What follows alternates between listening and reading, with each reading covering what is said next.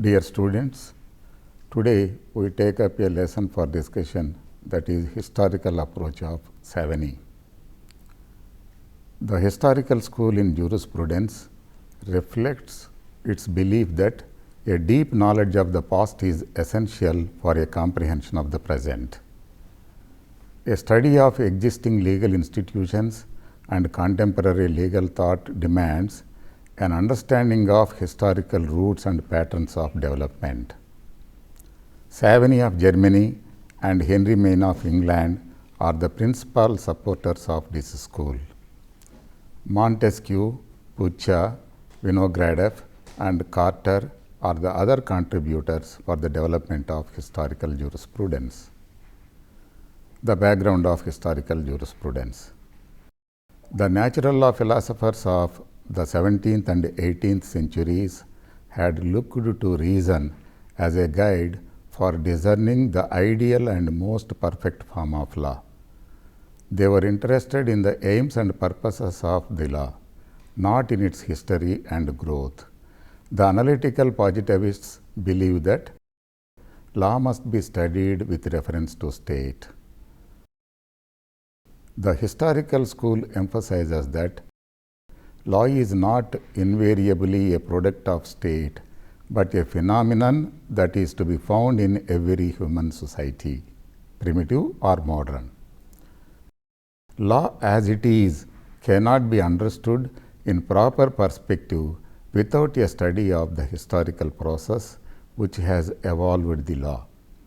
Law as a living and dynamic instrument is not and never was a product of external imposition by a sovereign or state. Law is an outcome of social necessity. The study of law as it was has been the motto of historical school. Though historical study of law existed previously, the historical conception took its birth only with the historical school.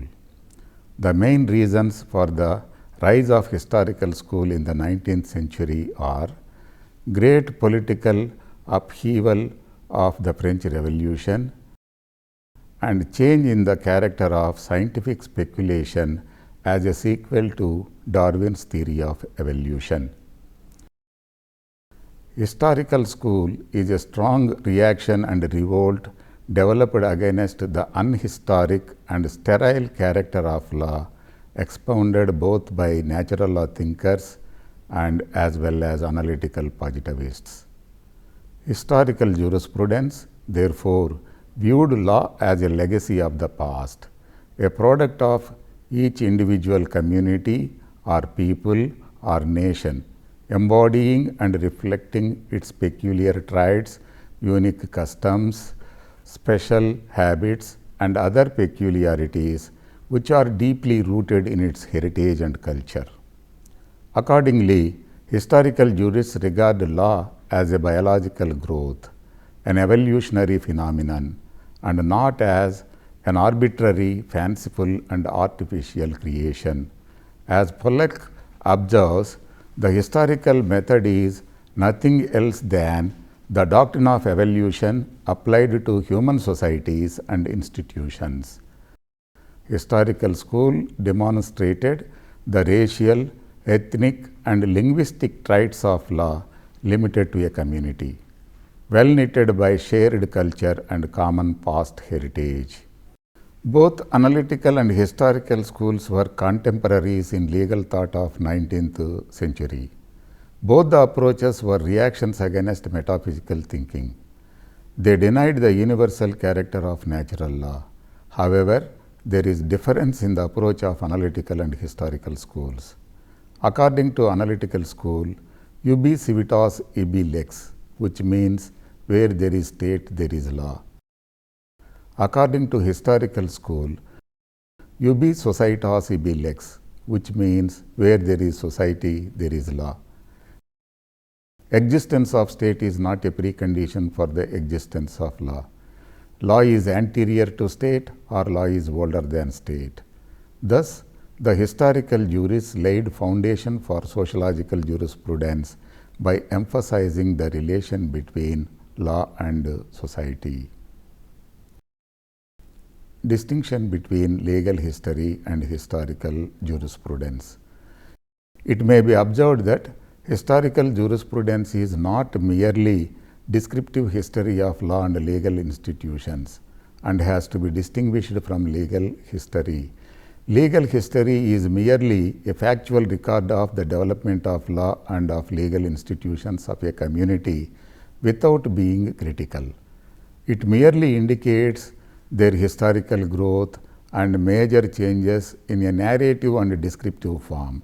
Historical jurisprudence, on the other hand, attempts to examine the manner, circumstances, and factors responsible for the growth of law and interprets and exposes the social situation and forces which have produced such a peculiar law that originated and developed within a community.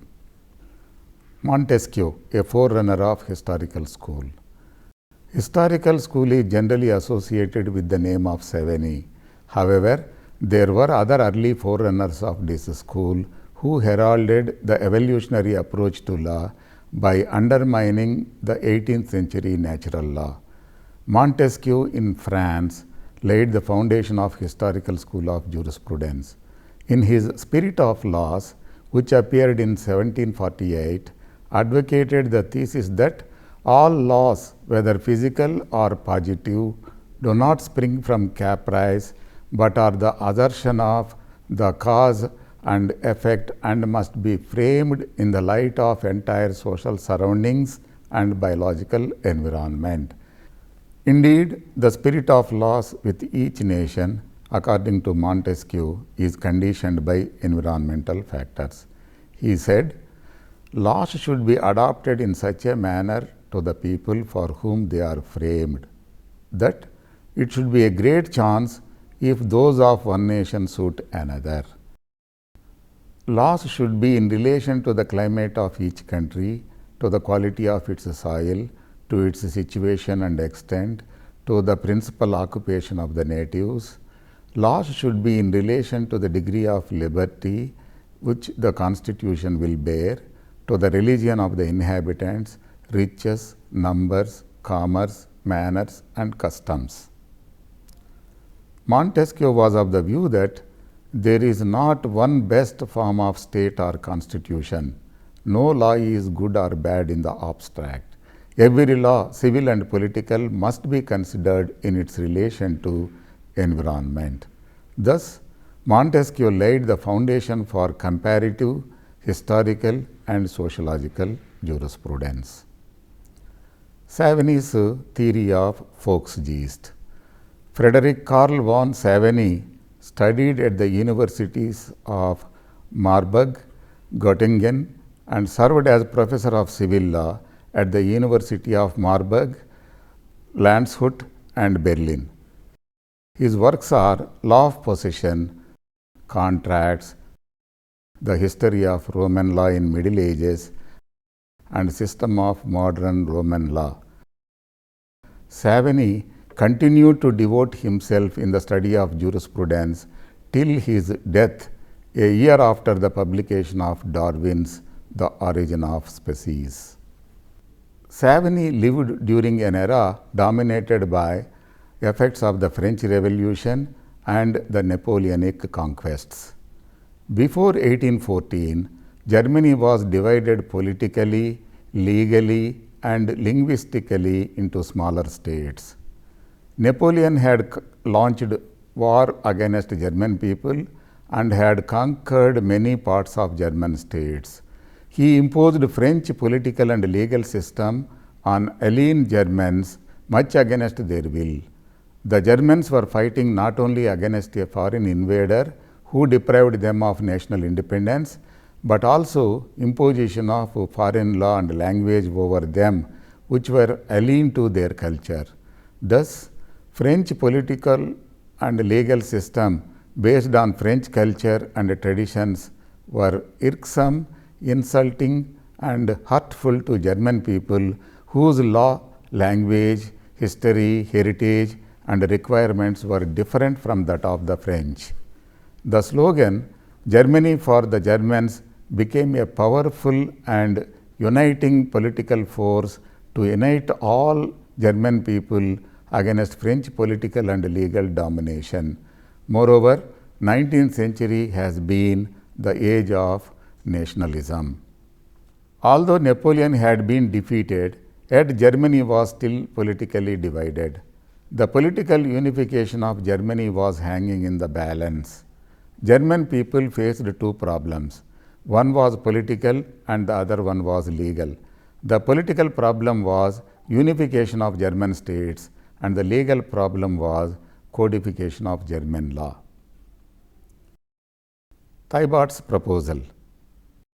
In 1814, Professor Thiebaud of the University of Heidelberg, a natural law jurist, put forward a plan before German people for the legal unification of Germany on the pattern of Napoleonic Code of 1802. During the 19th century, French Civil Code was copied throughout the world as a model code. The idea of Thiebaud was to give to Germany a code perfect and complete in all respects. It was a natural law thinking. Reaction of Savigny. This proposal of Thiebaud invited a strong reaction from Savigny. Thiebaud's proposal for a code on the pattern of Napoleonic Code for Germany was opposed by Savigny in his famous pamphlet on the vocation of our age for legislation and jurisprudence. In his thesis, Savigny had explained the origin and development of law and its relationship to society. It is said that because of Savigny's concept, the codification of German law was delayed for more than half a century. As Julius Stone points out, no single comparable essay perhaps ever affected so directly the course of a country's legal development. Savigny attacked and rejected Thiebaud's proposal on two grounds. Firstly, Thiebaud's proposal betrays lack of historical and evolutionary nature and perception of law. According to Savigny, a law made without understanding of a community's deep roots of history and culture is likely to create more problems and difficulties. French Civil Code, with all its defects, inconsistencies, incongruities, and above all, unhistoric in character, cannot be a good model for German people. Secondly, law is not an artificial, arbitrary, lifeless, mechanical device designed by master jurists to be imposed from above. It is, on the other hand, a complex, silent, and invisible and dynamic experience manifesting itself in the common feeling of inner necessity with which people regard it. Law, in essence, is coeval with the society like language, literature, grammar, folk music, folk culture, etc. Law evolves and changes in the same fashion and direction as society evolves. Concept of folk's gist. According to Savigny, the law of any particular society is the embodiment and reflection of spirit of the people. Law has its source and validity in the popular consciousness and inner feelings. Law did not make its first appearance in the form of logical rules. It existed within each society and evolved by manifesting in appearance in the form of customs and traditions. Accordingly, Savigny held that there is a need for study and research of German history and culture for any reform or codification of German law. In simple words, according to Savigny, law should reflect nationality. German law should reflect customs, traditions, and culture of the German people. The central theme of Savigny's thesis is that, like language, culture, the constitution, and manners of people, law is conditioned and determined by the peculiar character of people, by its national spirit, that is, folk's gist. According to Savigny, the law was not something that should be made arbitrarily and deliberately by a lawmaker. He said, law is a product of internal, silently operating process. It was deeply rooted in the past of a nation, and its true sources were popular faith, custom, and the common consciousness of the people, that is, folk's gist. Savigny pointed out certain traditions and customs grow up which by their continuous exercise evolve into legal rules. Only by a careful study of these traditions and customs can the true content of law be found. Law in its proper sense is identical with the opinion of the people in matters of right and justice. Thus, in the view of Savigny, law, like language, is a product not of an arbitrary and deliberate will, but of a slow, gradual, and organic growth. The law has no separate existence, but is simply a function of the whole life of a nation. Law grows with the growth and strengthens with the strength of the people, and finally dies away as the nation loses its nationality. According to Savigny, law binds the community without breaks and gaps. Law, like the community, has an unbreakable continuity, and its present is founded on traditions of the past. Law cannot be superimposed or implanted from an alien source or foreign origin. Law, being a gist of the people, lives and flourishes with the community and dies only when community loses its vitality and existence. Law is sui generis. It is peculiar to a community like its language and heritage. It is a manifestation of its national spirit. According to Savigny, folk's gist only formulates the rudimentary principles of a legal system. He saw clearly enough that it could not provide all the details that are necessary. He accordingly maintained that as society and consequently law becomes more complex, a special body of persons is called into being, whose business is to give technical detailed expression to the folk's gist in the various matters with which the law has to deal. With the growth of civilization, new professionals emerge like legislators, judges, lawyers, draftsmen, jurists, etc. They give a formal shape to the legal system. As law becomes more technical, with the advance of civilization, a division of labor emerges. In the matters of law, the people will be represented by specialists like lawyers and jurists, whose task is to enunciate and elaborate legal principles in a formal style. Those principles remain rooted, however, in the consciousness of the people, representing their opinion, beliefs, and convictions. Thus, Savigny held that the ultimate source of law is folk's gist.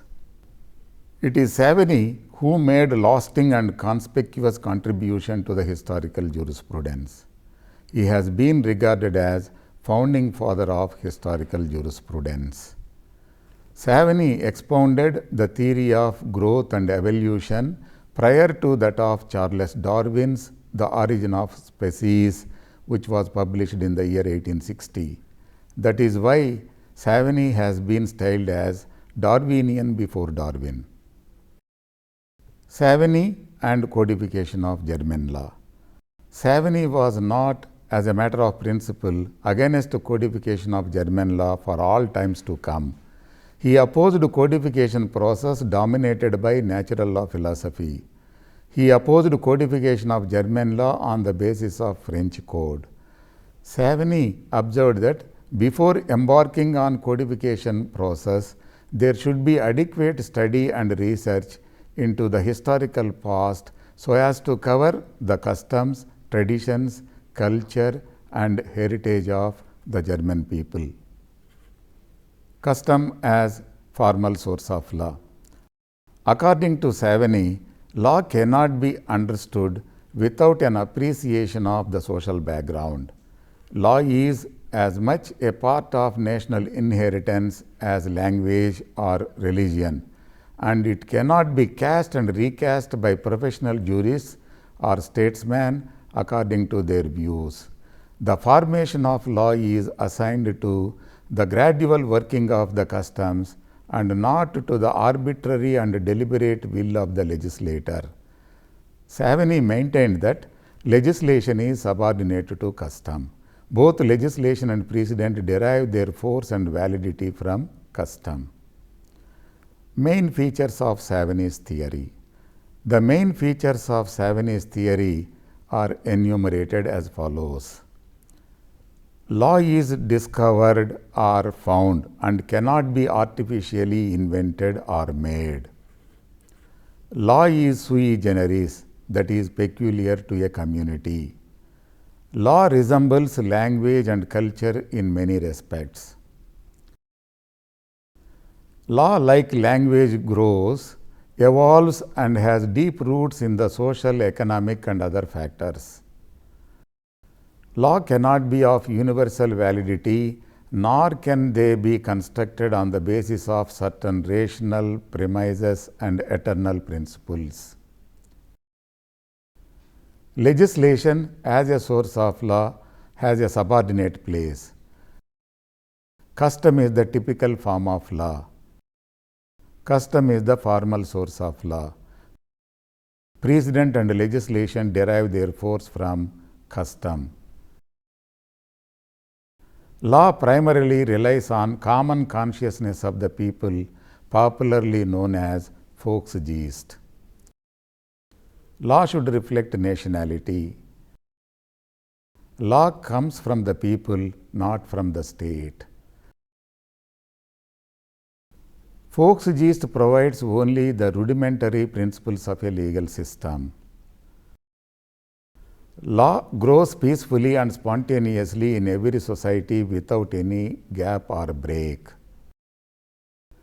Folk's gist is the ultimate source of law. Criticism of Savigny's theory. Savigny's theory has been criticized on many grounds. The first ground, irrational customs are not uncommon. Some customs are not the outcome of common consciousness of the people.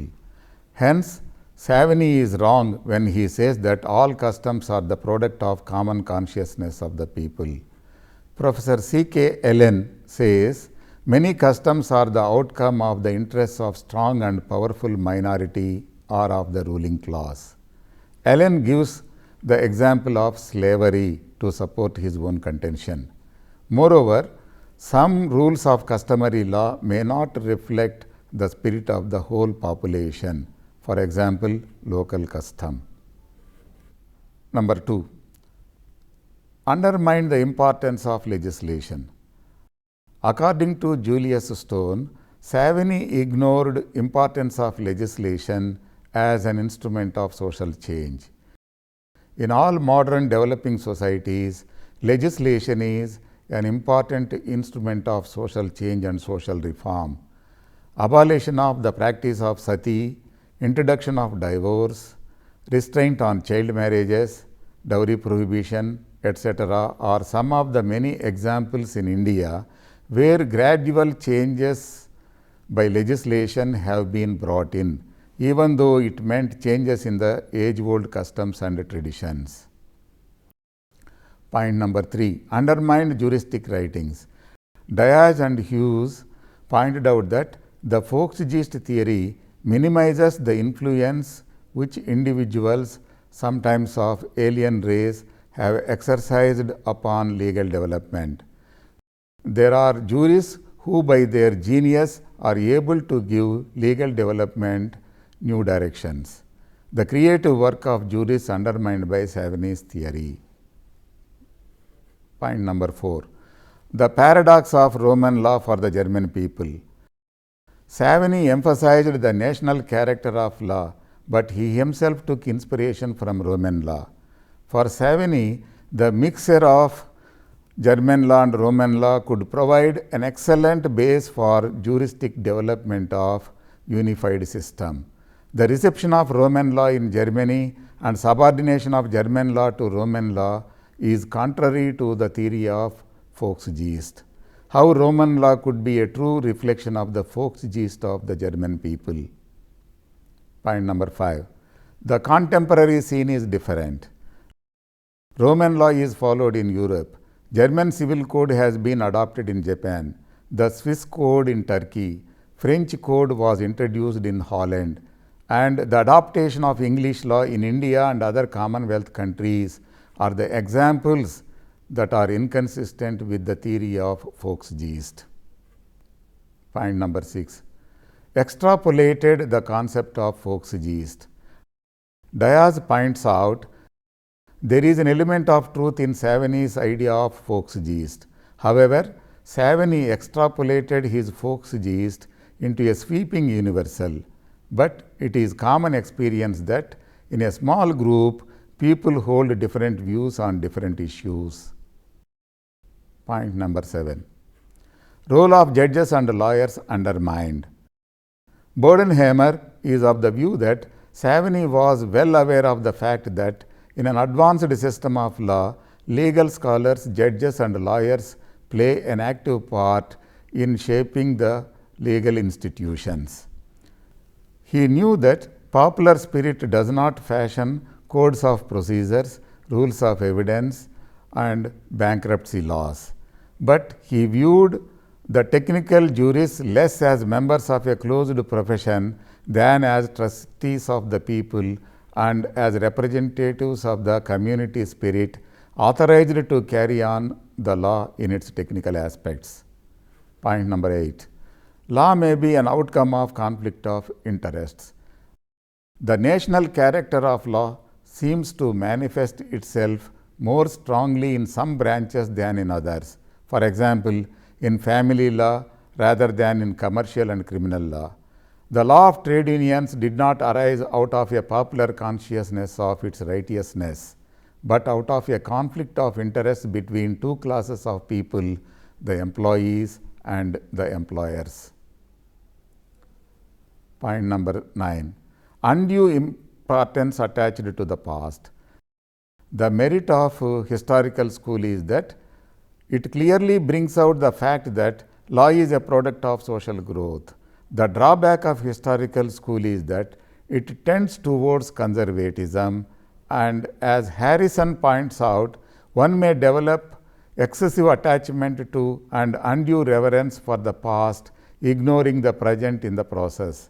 Present is neglected and undue importance is attached to the past. The creative work of the judge and jury is treated lightly. Point number 10. Volksgeist, a mere fiction. The Volksgeist is rejected by critics as a mere fiction. Savigny does not define it. It is incapable of proof and of little value in jurisprudential analysis. Point number 11. Custom exaggerated. Custom has been elevated by Savigny into a vital source of law. In fact, the place of custom as a source of law has been replaced with legislation with the passage of time. Several social customs are reversed by legislation. Point number 12.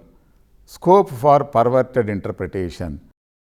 Last but not the least, Savigny's Volksgeist has been perverted for dissimilar objects and in support of ideologies like Nazism, Marxism and fundamentalism. Nazi twisted it by giving a racial color. The Marxists used it in the form of economic interpretation of history. Fundamentalists may also invoke the help of this theory for separate statehood on ethnic, linguistic and religious basis. In spite of criticisms and shortcomings, Savigny's theory finds a respective place in jurisprudence. This lesson is an attempt to evaluate the contribution of Savigny to legal theory and its relevance in an era of globalization. Thank you.